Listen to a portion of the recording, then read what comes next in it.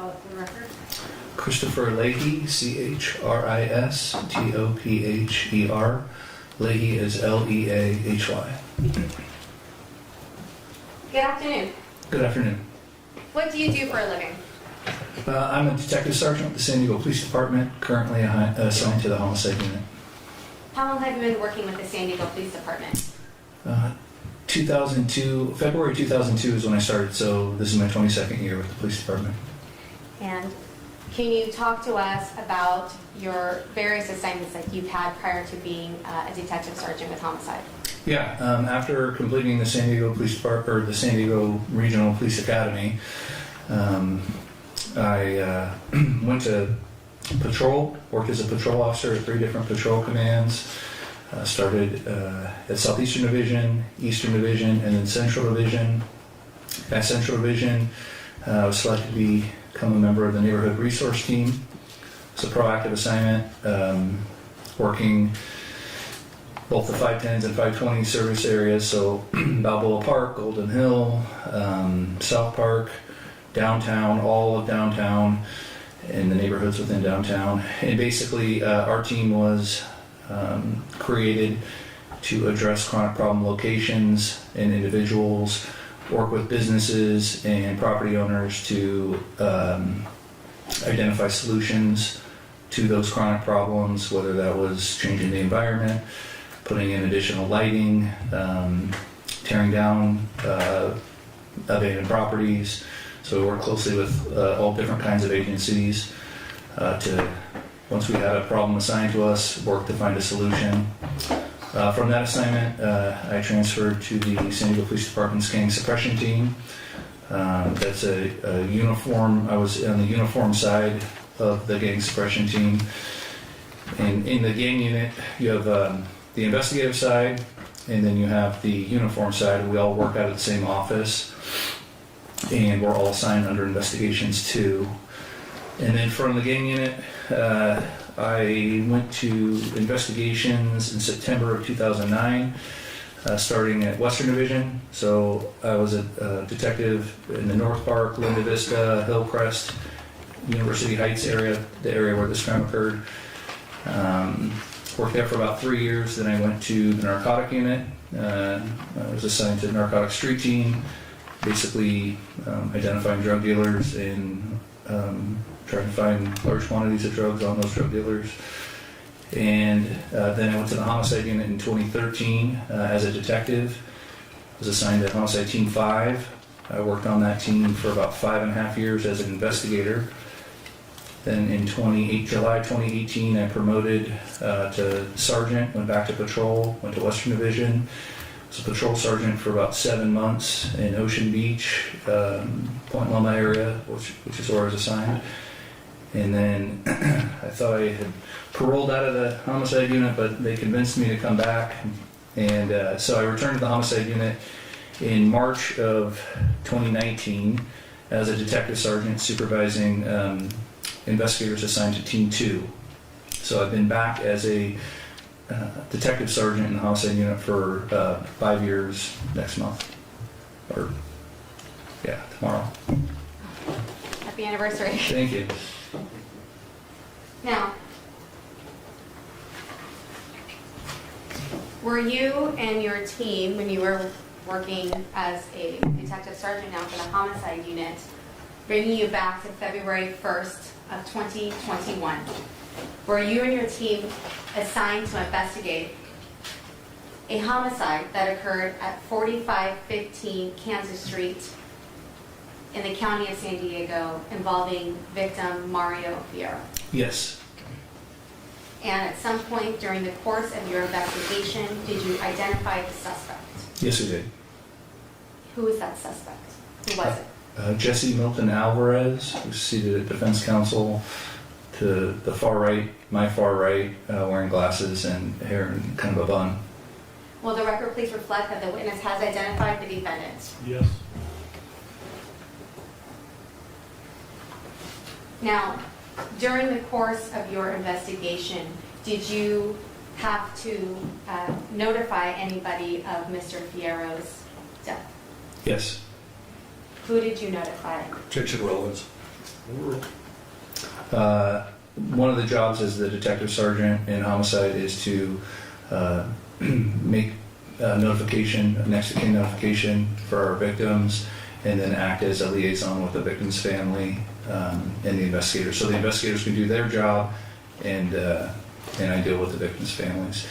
So Amy Gambara had been identified at the briefing as the decedent's fiance, and no other next of kin information existed.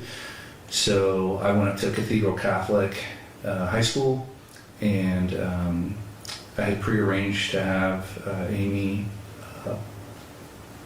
removed from her classroom and placed in like a private area of the school, an office, so I could notify her of Maria's death.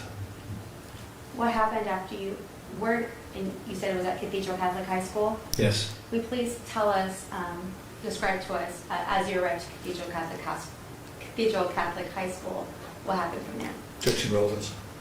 Overruled. When I pulled into the school parking lot, I did observe quite a few uniformed police vehicles and police officers on campus. A security guard stopped me as I pulled in. I identified myself as a police officer, explained the reason for my presence. He was aware that I was on my way to make this notification. After parking, that security guard escorted me into the lobby area of the school, and then I was taken back into a room, I'm presumed like a principal's office or a vice principal's office, where Amy was. I introduced myself to Amy, and I told her that her fiance had died, that he had been murdered, and then she had a complete breakdown and started hyperventilating. Now, when you first introduced yourself to her, did you tell her you were from the homicide unit? Yes. And what was the first thing she said to you after she broke down? Objection relevance and hearsay. The objection's overruled. I'll give you a little bit more leeway there when you're done. She asked me if, she specifically said, did Jesse do it? Objection hearsay, motion to strike. Overruled. Spontaneous utterance.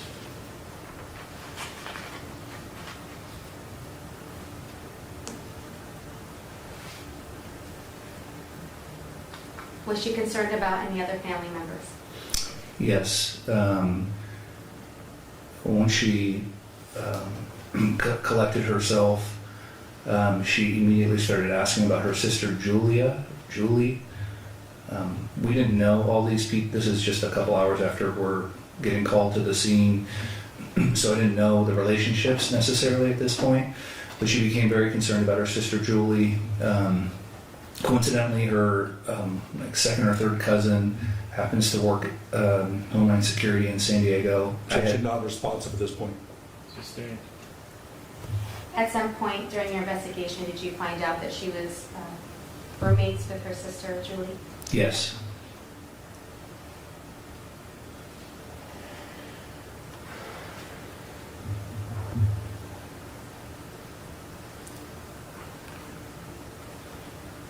During your conversation with Ms. Gambara,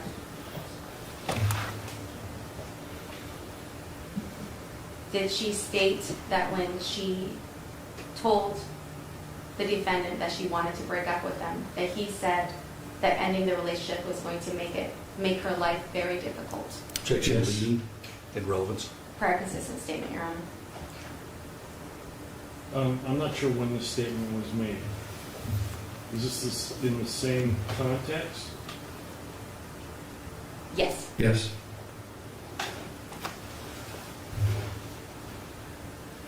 Leadings overruled, relevance is overruled. Do you can answer? Yes. She told me that. Did Ms. Gambara talk to you about the defendant's behavior and constantly sending her letters, emails, social media messages, and trying to contact her by phone during the same conversation? Objection Yeah. hearsay.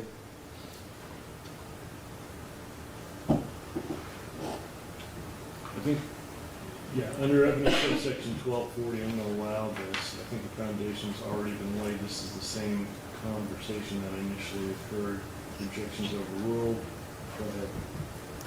Yes, you did.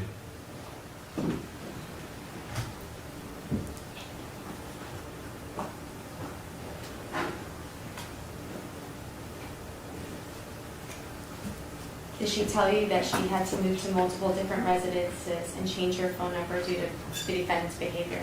She did.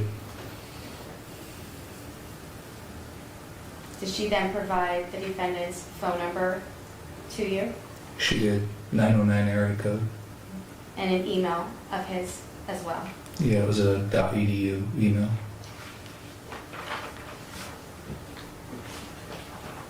Now, at some point during your investigation, did you and your team ultimately arrest the defendant? We did. And was that the same day? It was. Now, during the process of the defendant's arrest, was he, well, actually, let me just back up a little bit. Will you describe to us the process of booking the defendant? Well, in this particular circumstance, we were still in the very early stages of the investigation, but we realized that there was a possibility Jesse Alvarez was a potential suspect, or at least, very least, a person of interest. Objection non-responsive. Ooh.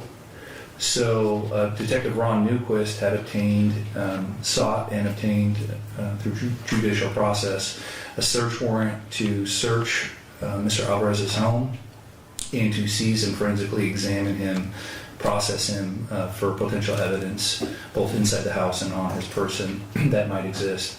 So we did execute a warrant at his house, and pursuant to that warrant, Mr. Alvarez we seized him.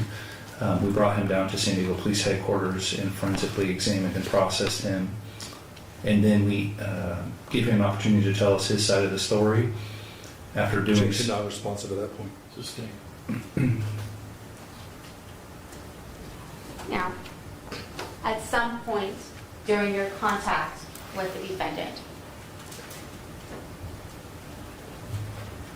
did he undergo a processing in which you obtained swabs of the defendant's body? Yes. I was present for his forensic processing, along with the crime scene specialist and the uniformed arresting officer that had care and custody of him. And we collected DNA mouse swab samples, head hair samples, gunshot residue samples, just like we would do in any other case. We also photographed Mr. Alvarez and collected his clothing that he was wearing at the time of his detention and then ultimate arrest. And in taking photographs of the defendant, were you also looking for any potential injuries on him? Yes, anytime we do a forensic processing, we are looking to document the existence of any wounds, injuries, irregularities, tattoos, birthmarks, scars. It's pretty detailed information that we document, and because especially in this case, we didn't have all the information in terms of like sequence of events, what was relevant and what wasn't, but we had located Mr. Alvarez so soon after the incident occurred. We wanted to document everything. Okay. I'm going to show you what's been previously marked as Courts Exhibit 68 through 73 for identification, previously shown to Defense Counsel.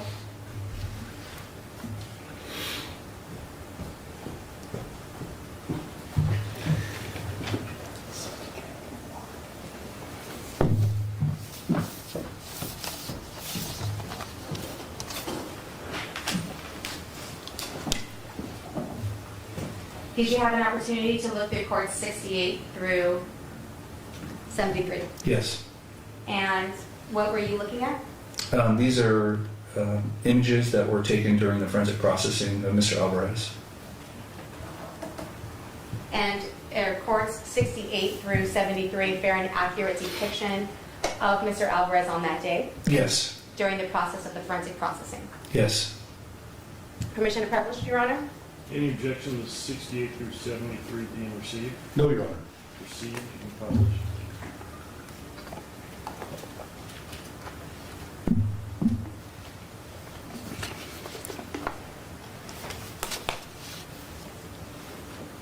Madam Clerk, will you please dim the lights for a moment?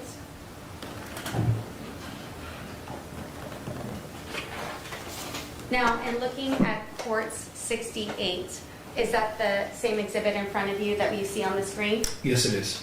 And is this what the defendant was wearing when you had brought him into the station on February 1st of 2021? Yes. Can you please describe what he's wearing? He's wearing a red short sleeve shirt with light accents and khaki pants and dark colored shoes. If you're, I don't have a specific memory and I can't make it out from this image. There is an emblem on the shirt, but I don't know what that white emblem is from this distance, nor do I recall. Okay. Now, during your contact with the defendant, did you walk into different rooms and did you see his movements? Yes. And was he using a cane at the time? No, it was not. And was there anything that gave you any pause whatsoever as his ability to walk or anything to that effect? No, not at all. Looking at courts 69, what do we see here? That was really the only injury that we observed on the defendant's body. It was just a minor abrasion. My 3-year-old would refer to that as a boo-boo. Objection to the last part, Your Honor. Sustained. Motion to strike. You can disregard that last statement. Okay, next question. Looking at courts 70, what are we looking at? After Mr. Alvarez's clothing had been collected, we did not collect his underwear, but these are images just to document the existence or absence of any other injuries, tattoos, scars, things of that nature. Did you see any other injury on Mr. Alvarez? And at this point now, he's down to his underwear? Correct. And no, we did not. The only remarkable thing during the processing that I observed was looked like dried paint. Some areas of dried paint around his hands, but we attributed that to the home he was living in was in various stages of remodeling at the time, and he explained that to us. Thank you. Court 71, what are we looking at? We do 360 photographs of any individual that we forensically process. So he was at the point in time where we asked him to face away towards the wall, and this is just to document the existence or absence of any injuries, tattoos, scars, things of that nature from the backside. Now looking at court 72, what are we looking at? This is the left side profile of the defendant. Right side profile. Okay, don't know why that says courts 15. That's actually court 73. Is that correct? Yes, it is. Okay. Now, going back to staying on February 1st of 2021, did the San Diego Police Department put anything out, or did Crime Stoppers put anything out asking the public to provide any information if they knew anything about Mr. Fierro's murder?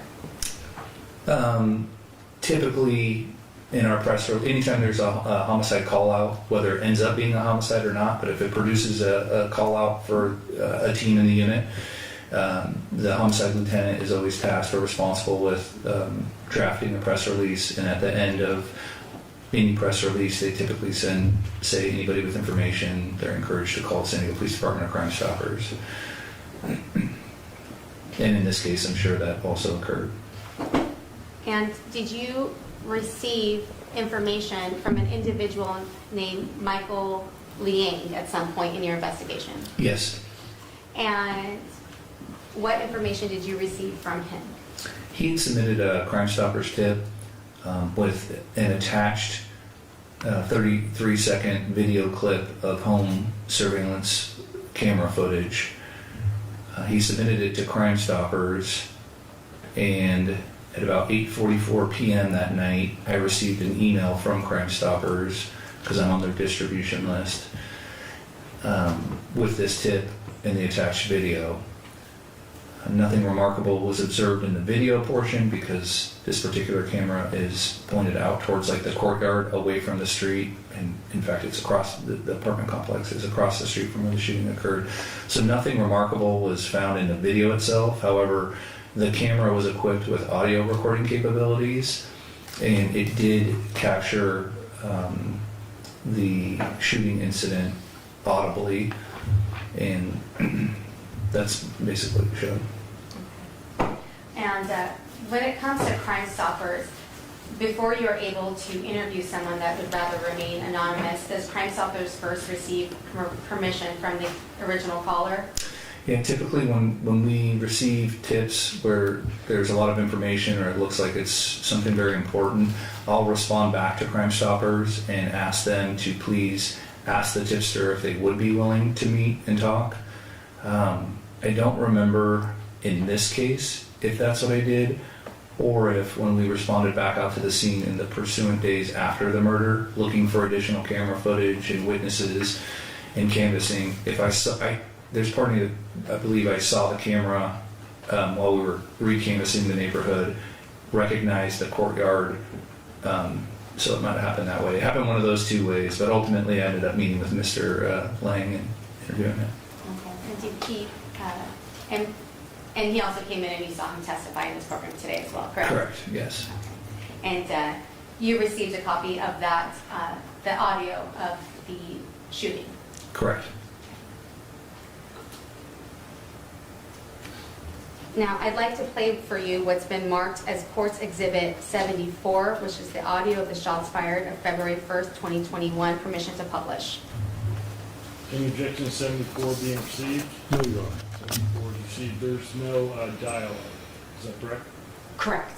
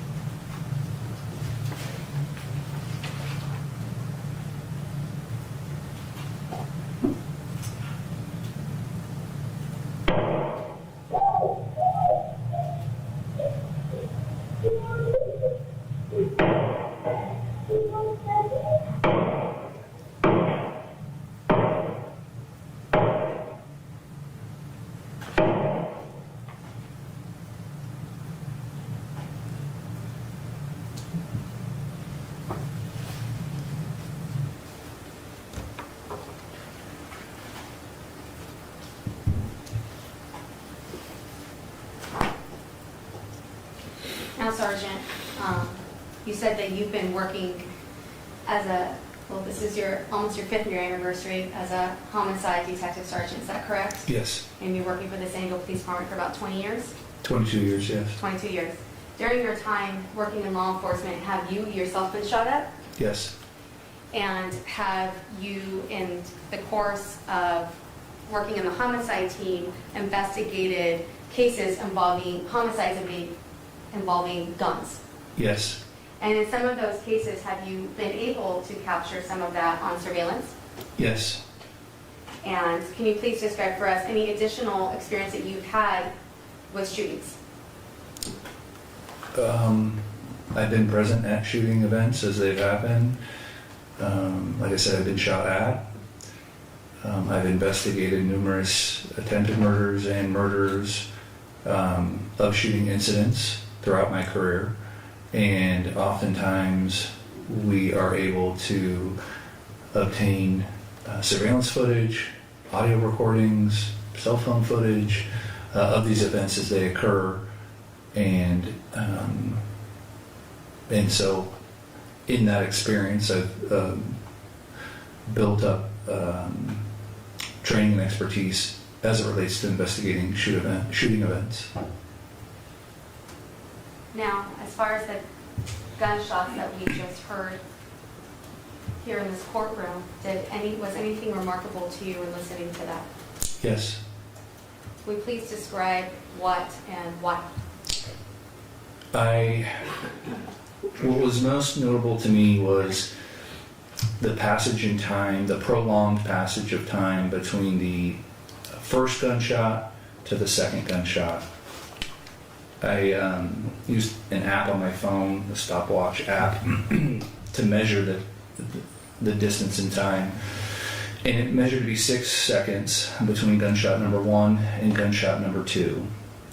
In my experience, shooting events are dynamic, they're rapidly evolving. Objection, improper answer, Your Honor. Can we go sidebar? Let me just do the objection first. So, the objection's overruled on those grounds. The objection's sustained on foundation and relevance. You still need to go sidebar. No. Thank you. Motion to strike the last part of the answer. Only the last part. Right. So,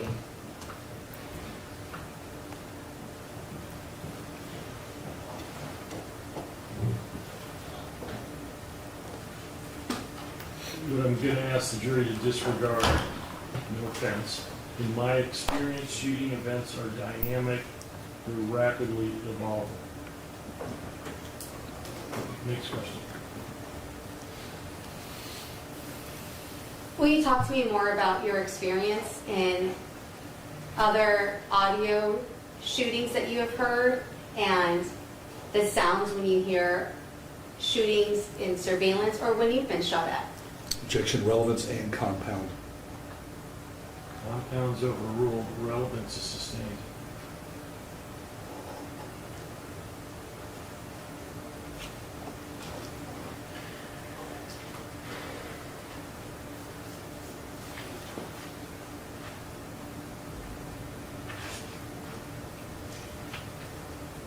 In your experience with shootings, do shootings seem to have been, no, withdrawn?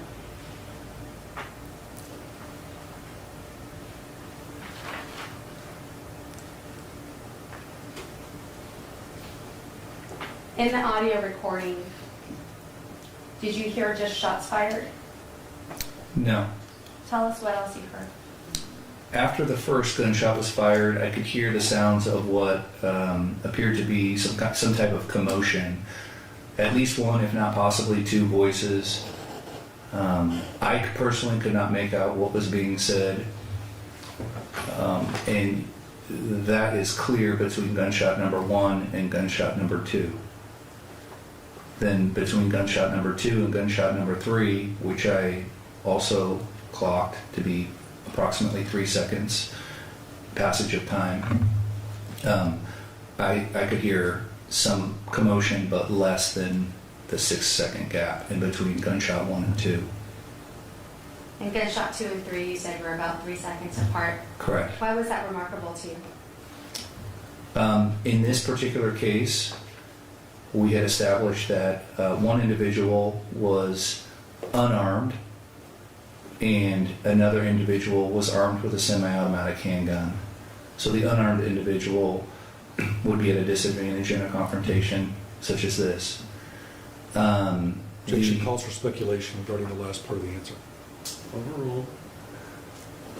But the answer will stand. Next question.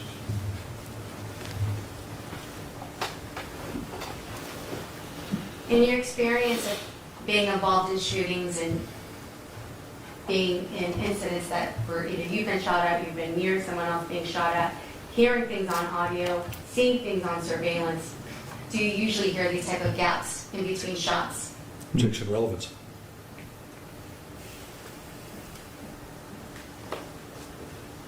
Sustained. The shooting to you in this case, stood out for you based on your experience, correct? Yes, it did. Objection leading. Overruled. No further questions. Thank you. Ross? Thank you. Good afternoon, sir. Good afternoon. Just have a couple quick questions for you. Regarding your testimony about meeting with Ms. Gambara in California, I'm sorry, not California, Cathedral Catholic High. She told you essentially that she had been having some issues with Jesse Alvarez, right? After you told her the death of Mr. Fierro. Yes. And did she also tell you that she had told some of those things to her fiance, Mr. Fierro? I believe she did, yes. And then just so we're all clear, regarding your investigation and the entire homicide team two's investigation of this case, only audio of the shots were ever located, is that correct? No. From my memory, it was from Mr. Lang's surveillance system was, I believe, like a Waze or WYZE, I believe. And I believe it had video, but it was a 33-second clip that was where nothing remarkable in the video existed, but it was the audio portion. When it triggered that recording, it captured those 7 gunshots. I think I asked it in the wrong way. Let me ask it in a different way. Regarding the actual incident between Mr. Alvarez and Mr. Fierro, the only video and or audio that we have is just audio of it. Is that correct? Correct. There's no video surveillance that you know of that actually has all or even a part of the incident between those 2 men. Is that correct? That is correct. All right, thank you, Detective. That's all I have. Redirect. No, Your Honor, thank you. Any more